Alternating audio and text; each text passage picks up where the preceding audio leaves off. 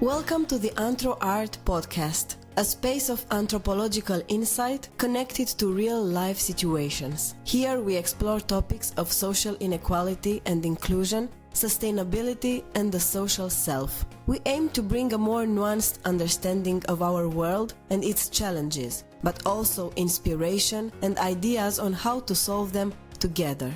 We hope you enjoy it.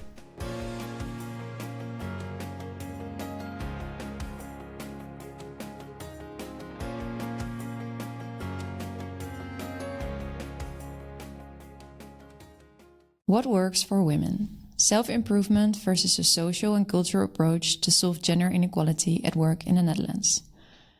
Written and read by me, Stephanie van der Raat. Abstract. We should question the belief that women's less ideal positions at work compared to men are their individual duty to undo.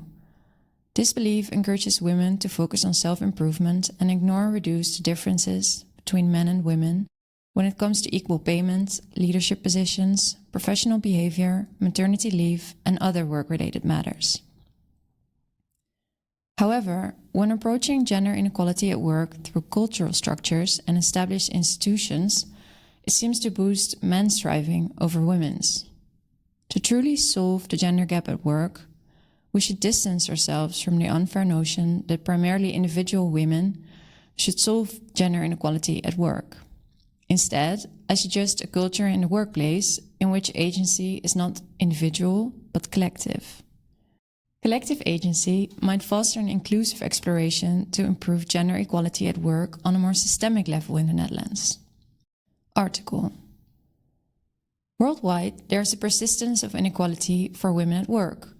Fewer women are in top leadership and board positions, and women face more challenges when combining family life and paid work.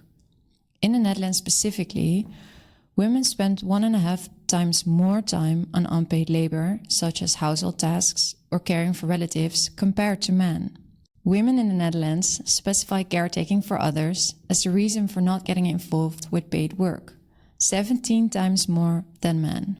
Moreover, in the Netherlands, 44% of women are financially dependent on their partner or the government, nearly 1/5 of women earn 13% less than men. Every year, 50,000 women report pregnancy discrimination. Only 14% of CEOs in top stock companies are women, and women are underrepresented in the Dutch parliament. They hold 20% less seats than men. How can we work towards equality for women at work in the Netherlands? In this article, I draw from my own experiences and thoughts about gender inequality in the Dutch workplace. I also explore neoliberal processes in which women are encouraged to self-improve while simultaneously exempting cultural constructs from analysis and transformation. As an alternative, I suggest a social and cultural approach in which we are collectively responsible for equal opportunities and outcomes for women in the workplace. But first, allow me to share a personal moment of realization. Noticing gender inequality at work. The first time I connected my awareness to my gender was over 10 years ago. I played field hockey in the highest women's league in the Netherlands, and my team received a small fee per person per month. The men's top team was less successful. They competed in a lower league and less dedicated. They trained fewer times per week. We discovered that they received a double amount of sports care, warm meals after training while we ate sandwiches. They were fine, but still, and a substantially higher fee per month. Back then, we shared our observations with our club's financial commission and the management, believing, at least I did, that it was just a misunderstanding. They responded, "You're not here for the money, right? You play because you're passionate." And, "I'm sorry, but there's just no money in women's field hockey." I was puzzled. Men are passionate about field hockey too. Why should they receive extra benefits? Why are compensations not based on sport achievements? Why would they imply there's no alternative to this gender gap? And why do I feel ashamed when asking for the same compensation as men? Although I had an amazing time as a top athlete, equal benefits did not contribute to it. And even after my field hockey career, I never cracked this hard nut. Nowadays, I'm privileged to work 4 to 5 days a week in an interesting and intellectual job, but I also feel financially dependent on my partner. This makes my position precarious. What can I do to alter this? Be the best woman you can be. I started reading about the issue and noticed that often women are held responsible for improving their own well-being, self-confidence, choices, and positions. For example, anthropologist Ethel Mickey published an ethnography about a US Women's Professional Business Conference in 2018. The conference aimed to improve women's position in the job market and increase their social capital. After spending a day between female attendees, Mickey wrote, quote, "By making self-investments, working hard, and getting 8 hours of sleep each night, women are told that they will achieve success and happiness in all spheres of their lives. The conference encourages women to focus on what is within their control as individuals." End of quote. The keynote speakers and workshop facilitators of the conference defined self-investments as taking care of the body, pursuing the right balance between family and work, timing reproduction wisely, and stimulating happiness as a muscle by exercising positive thinking. Although some women resisted the conference content by chatting or leaving the room, most women accepted to take full responsibility for their unequal experiences and outcomes at work. Other social scientists have also noticed that gender inequality at work is blamed on women's lack of confidence, and therefore women are advised to alter their mindset and build confidence.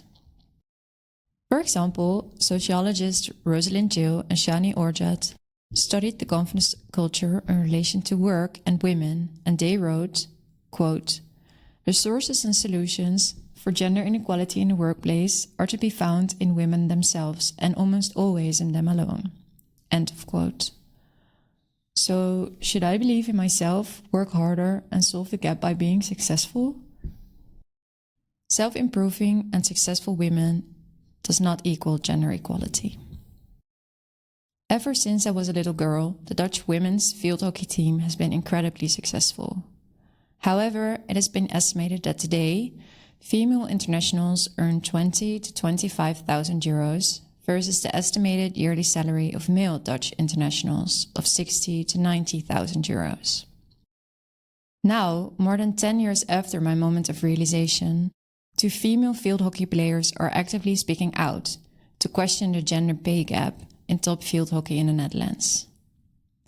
They wonder where this difference comes from, and the answer they usually get is, quote, marktwerking, end of quote, which means the process of supply and demand, a neoliberal ideology. However, when following the logic of the neoliberal ideology, this difference is curious. Among many other medals, the 2 women won gold at European, Olympic, and World tournaments between 2019 and 2022, versus 1 golden medal on a European tournament for men in the same period. It is safe to say that these women are extremely successful. They seem to feel confident, and they should, considering they are 2 of the best female athletes in the world. However, their success and their confidence are not the key to closing the pay gap. These female top athletes, just like the women at the US conference, are stimulated to achieve equality via their power to self-improve. However, such individualistic approaches exempt cultural constructions.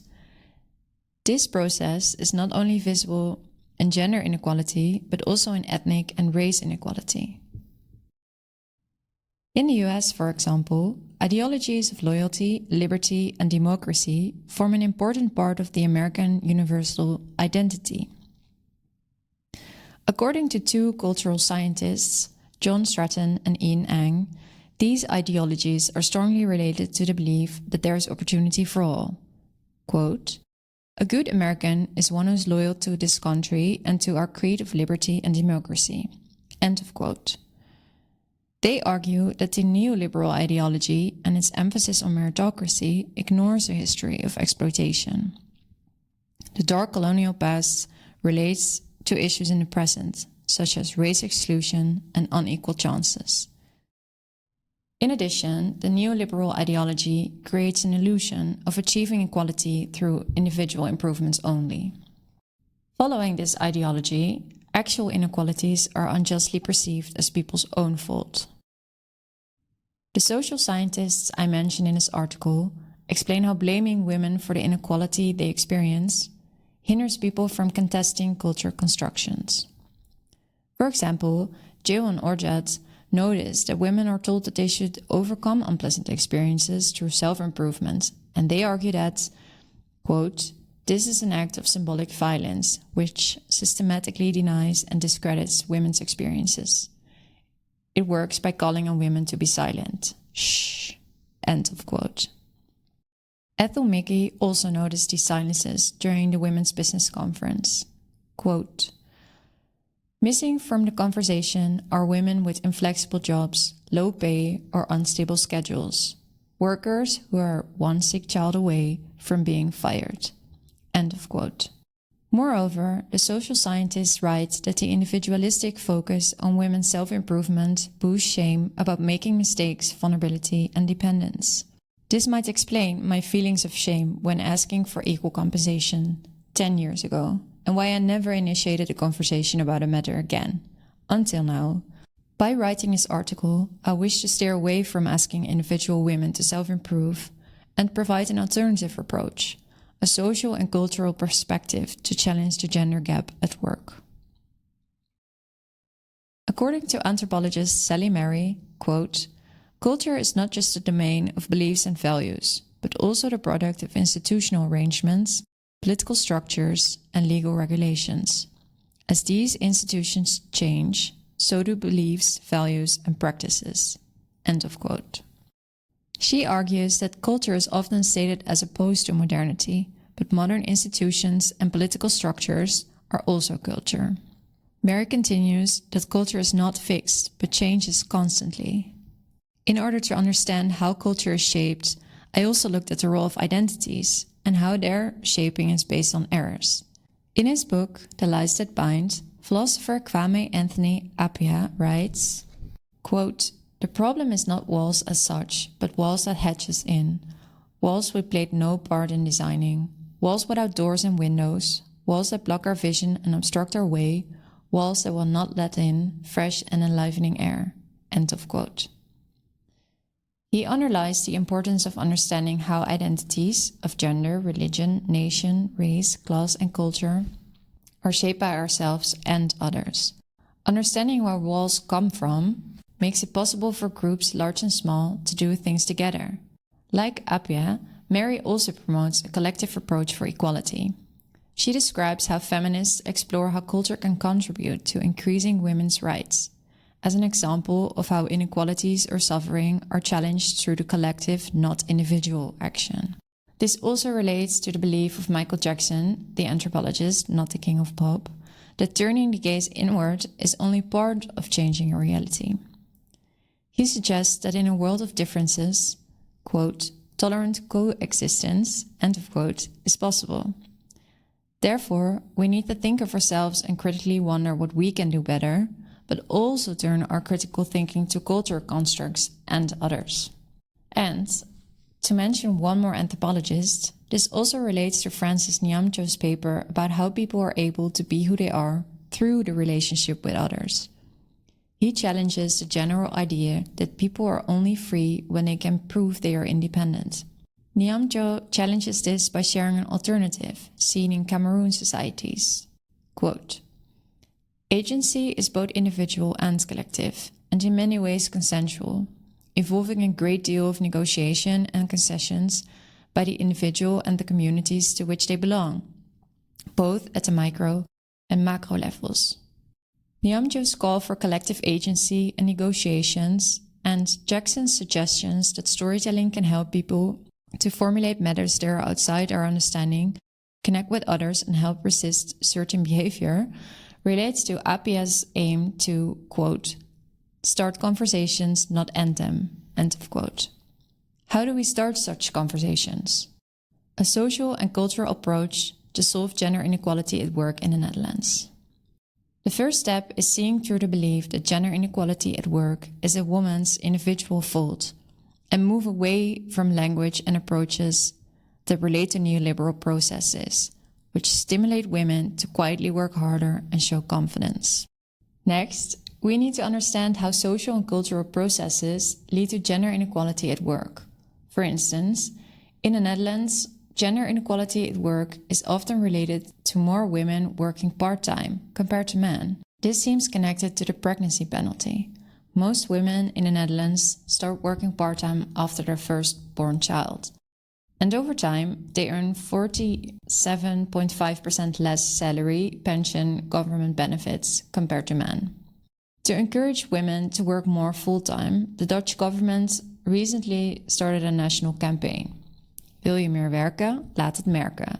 Translated, do you wish to work more? Let it be known. However, this campaign does not question why caring for children is still mainly a woman's responsibility, or why it is hard for a heterosexual couple to divide caring tasks evenly, even if the man is motivated as well. Like Ethel Mickey, I would like to suggest that we must practice discussions of power, inequality, and discrimination to challenge cultural, social, and historical processes that lead to women's unequal positions in the workplace. While researching examples of how gender inequality is influenced by cultural constructions, I found that local NGO Women Inc., whose mission is to fix the system, not the women, lobbies with the Dutch government to invest in measures which make it possible for women to work more or full-time, such as free childcare. Likewise, when the interviewer asks how the top field hockey players suggest to solve the gap, one of the women champions answers, quote, "It is not up to us to come up with a solution. There are plenty of bright minds who can make good policy, and that is what will really help us women." End of quote. They seem to long for a systemic approach that stops using women's self-improvement as an excuse for change. And frankly, so do I.